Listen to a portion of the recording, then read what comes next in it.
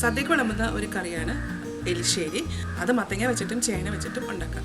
പണ്ടുള്ള കാരണവന്മാർ പറയണമെന്ന് വെച്ചാൽ നമ്മൾ എലിശ്ശേരി ഉണ്ടാക്കുമ്പോൾ എലിശ്ശേരിക്ക് നമ്മൾ ലാസ്റ്റ് തേങ്ങ വറുത്തിടും. ആ തേങ്ങ വറുക്കുന്ന മണം കേട്ടിട്ടാണ് മഹാബലി നമ്മുടെ വീട്ടിലേക്ക് വരുന്നതെന്നാട്ടോ. അപ്പോൾ ഞാനിന്ന് ഉണ്ടാക്കാൻ പോകുന്നത് മത്തങ്ങ വെച്ചിട്ട് എലിശ്ശേരിയാണ്. ഫ്രണ്ട്സ്, എൻ്റെ പേര് രഞ്ജിഷ മുരളി. എല്ലാവർക്കും സിമീസ് നാടൻ കിച്ചണിലേക്ക് സ്വാഗതം. ഇതിനായിട്ട് 1/4 കിലോ മത്തങ്ങ, നല്ല പഴുത്തതാണ്. മത്തങ്ങ എലിശ്ശേരി ഉണ്ടാക്കാൻ വേണ്ടി നല്ല പഴുത്ത മത്തങ്ങയാണ് ഏറ്റവും നല്ലത്. ഇനി ഇത് ഒന്ന് മുറിച്ചെടുക്കണം. ഇത് മുറിക്കുമ്പോൾ വലുതായിട്ടോ ചെറുതായിട്ടോ എങ്ങനെ വേണമെങ്കിലും മുറിക്കാം കേട്ടോ. മത്തങ്ങ എങ്ങനെ അരിഞ്ഞാലും പെട്ടെന്ന് തന്നെ വേകുന്ന ഒരു പച്ചക്കറിയാണ്. അപ്പം ഞാനിത് കുറച്ച് കുഞ്ഞിതായിട്ടാണ് മുറിക്കുന്നത്.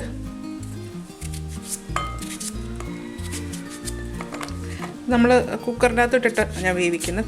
കുക്കറിലിട്ടില്ലെങ്കിലും കുഴപ്പമൊന്നുമില്ല, ഇത് പെട്ടെന്ന് തന്നെ വേകും കേട്ടോ ഈ പച്ചക്കറി. എൻ്റെ വീട്ടിലൊക്കെ ഇതുപോലെ ഇങ്ങനെ കുഞ്ഞായിട്ടാണ് അരിക്കുന്നത്. മുല്ലേൻ്റെ വീട്ടിലൊക്കെ ഇതുപോലെ വലിയ പീസായിട്ടാണ് മുറിക്കുന്നത്.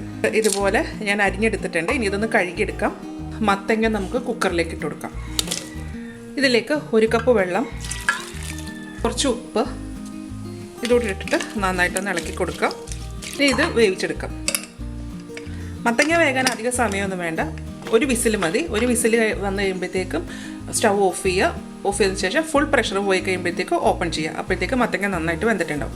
ഇതിലേക്ക് വേണ്ടത് വൻപയർ, ഒരു 1/3 കപ്പ്. ഇതൊന്ന് നന്നായിട്ട് വേവിച്ചെടുക്കണം. വേവിക്കുമ്പോൾ ഇത് ഉടഞ്ഞു പോകാൻ പാടില്ല. ഇതുപോലെ പയറായിട്ട് തന്നെ കിടക്കണം, എന്നാൽ വെന്തിട്ടും ഉണ്ടായിരിക്കണം. ആ ഒരു പരുവത്തിലാട്ടോ ഇരിക്കേണ്ടത്. ഇടാതെ ആട്ടോ വേവിച്ചേക്കുന്നത്. ഇത് മാറ്റി വെക്കാം. ഇനി ഇതിനൊരു അരപ്പുണ്ടാക്കണം.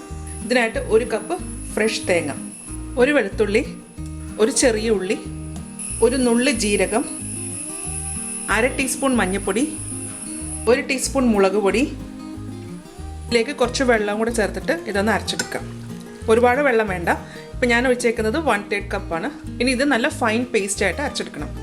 ഇതുപോലെ നല്ല വെണ്ണയായിട്ട് അരച്ചെടുത്തിട്ടുണ്ട്. അരയ്ക്കുമ്പോൾ അധികം വെള്ളം വേണ്ട. മത്തങ്ങ നന്നായിട്ട് വെന്തിട്ടുണ്ട്.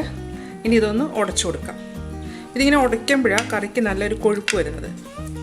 നമ്മൾ വേവിച്ച് വെച്ചിരിക്കുന്ന പയർ ഇറക്കാം. പയർ ഇറത്തതിന് ശേഷം ഇതൊന്ന് മിക്സ് ചെയ്യുക. ഇത് പയറും മത്തങ്ങയും ഒരേ അളവിലായിരിക്കണം. ഇനി ഇതിലേക്ക് നമ്മൾ അരച്ചു വെച്ചിരിക്കുന്ന അരപ്പ് ഇറക്കാം. മത്തങ്ങ അരച്ചിരിക്ക് തേങ്ങ നല്ലപോലെ വേണം. ഇനിയും നമ്മൾ ഇതിൻ്റെ അകത്ത് തേങ്ങ ഇടുന്നുണ്ട്, വറുത്തിടും. അരപ്പ് ചേർത്തതിന് ശേഷം ഇതൊന്ന് മിക്സ് ചെയ്യുക. എലിശ്ശേരി എന്ന് പറഞ്ഞാൽ ഇതുപോലെയാട്ടോ ഇരിക്കുന്നത്. ഇങ്ങനെ നല്ലൊരു പെരണ്ട പരുവാണ്. ഇതിലേക്ക് 2 പച്ചമുളക് ജസ്റ്റ് ഒന്ന് കീറിയിട്ട് കൊടുക്കാം. കുറച്ച് കറിവേപ്പില, അതും കൂടെ മിക്സ് ചെയ്യുക. ഇനി ഉപ്പ് വേണമെന്നുണ്ടെങ്കിൽ ഉപ്പ് ചേർക്കാം. ഇനി ഇതൊന്ന് തിളപ്പിക്കാം. ഇനി ഇതൊന്ന് നന്നായിട്ടൊന്ന് തിളയ്ക്കണം. അപ്പോൾ നമ്മളിപ്പോൾ ചേർത്തേക്കുന്ന അരപ്പും എല്ലാം ഒന്ന് തിളച്ച് വരണം. ഇതിൻ്റെ ടെക്സ്ചർ ഇതുപോലെ ഇങ്ങനെ നല്ല കുറുകിയ ഒരു കറിയാണ്. നമ്മളിത് തൊടുകറിയായിട്ട് സൈഡിൽ വെച്ച് കൊടുക്കുന്നതാണത്. കറിക്ക് കുറച്ച് മധുരം കിട്ടാൻ വേണ്ടി ഞാൻ 1 ടീസ്പൂൺ പഞ്ചസാര ചേർക്കുന്നുണ്ട്. മധുരമുള്ള മത്തങ്ങയാണെന്നുണ്ടെങ്കിൽ പഞ്ചസാര ചേർക്കേണ്ട ആവശ്യമില്ല. ഇഷ്ടമുണ്ടെങ്കിൽ മാത്രം ചേർത്താൽ മതി കേട്ടോ പഞ്ചസാര, നിർബന്ധമില്ല. ഒരു ചെറിയ മധുരം ഉള്ളപ്പോഴാണ് എലിശ്ശേരിക്ക് ആ ഒരു ടേസ്റ്റ് വരുന്നത്.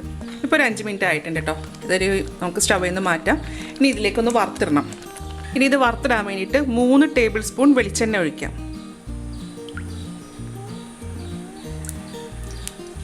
എണ്ണ ചൂടായി കഴിയുമ്പോൾ 1/2 ടീസ്പൂൺ കടുക്, 1 ചെറിയ ഉള്ളി വട്ടത്തിലരിഞ്ഞത്, 1 വറ്റൽമുളക്, അത് 2ആയിട്ട് പൊട്ടിച്ചിടാം. കുറച്ചധികം കറിവേപ്പില, ഫ്രഷ് തേങ്ങ. ഇനി തേങ്ങ ഇതിൻ്റെ അകത്ത് ഇട്ടിട്ട് നന്നായിട്ടൊന്ന് മൂപ്പിച്ചെടുക്കണം. ഇത് നല്ല ഗോൾഡൻ ബ്രൗൺ തന്നെ ആവണം. വറക്കാൻ എടുക്കുന്ന തേങ്ങ കൊപ്ര കണക്കത്തെ തേങ്ങയാണെങ്കിൽ അത്രയും നല്ലത് കേട്ടോ. അപ്പോൾ കറിക്ക് നല്ലൊരു ടേസ്റ്റ് ആയിരിക്കും. അതുപോലെ നമുക്കിത് മൂപ്പിച്ചെടുക്കാനും നല്ല എളുപ്പമായിരിക്കും. വെള്ളമില്ലാത്ത തേങ്ങ ആകുമ്പോൾ നമ്മൾ പൊട്ടിക്കുമ്പോൾ എന്തായാലും അതിൻ്റെ ഉള്ളിൽ നിന്ന് ഇളകി വരും. അപ്പോൾ അത് അതിൻ്റെ പുറത്ത് തൊലിയെല്ലാം കളഞ്ഞതിന് ശേഷം മിക്സിക്കകത്തിട്ടിട്ട് ഒന്ന് അടിച്ചെടുത്താൽ മതി. അപ്പോൾ നമുക്ക് നല്ല പൊടി പോലെ തേങ്ങ കിട്ടും.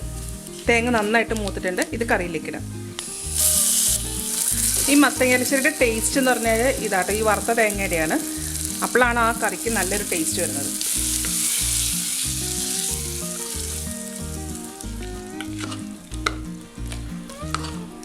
ഇനി ഇതൊരു 5 മിനിറ്റ് നേരത്തേക്കൊന്ന് അടച്ചു വെക്കാം. ഇതുപോലെ നല്ലൊരു കുറുകിയ കറിയാണ്. അപ്പോൾ നമ്മുടെ മത്തങ്ങ എലിശ്ശേരി കണ്ടില്ലേ, നല്ല എളുപ്പമല്ലേ? അപ്പോൾ എല്ലാവരും ഇതുപോലെ ഒന്ന് ഉണ്ടാക്കിയിട്ട് ഇതിൻ്റെ അഭിപ്രായം എൻ്റെ കമൻറ്റ് ബോക്സിലിടും.